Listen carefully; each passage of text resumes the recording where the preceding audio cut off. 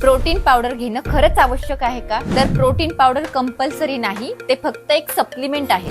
जर तुमच्या नैसर्गिक आहारामधून प्रोटीन कमी पडत असेल तर प्रोटीन पावडर तुमच्यासाठी उपयोगी ठरू शकते. तुमचं रोजचं प्रोटीन इंटेक किती आहे? नॉर्मली इंडियन फूड मधनं 20 ते 25 ग्राम प्रोटीन आपल्याला दिवसाला मिळत असतं, पण शरीराला रोज लागते 0.8 to 2 ग्राम प्रति किलो वजनामागे प्रोटीन. उदाहरणार्थ जर तुमचे वजन 50 किलो असेल तर 40 ग्राम ते 100 ग्राम प्रोटीन तुम्हाला रोज लागू शकते.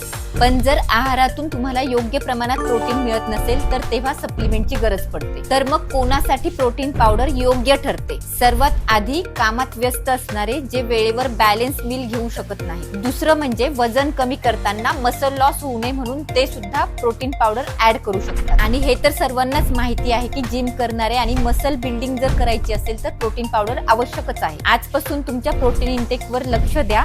कमी असेल तर प्रोटीन युक्त पदार्थ वाढवा. योग्य माहितीसाठी डायटिशियनचा सल्ला घ्या आणि मगच सप्लिमेंटचा वापर करायला सुरुवात करा. अशा महत्त्वाच्या डाएट टिप्ससाठी मला नक्की फॉलो करा.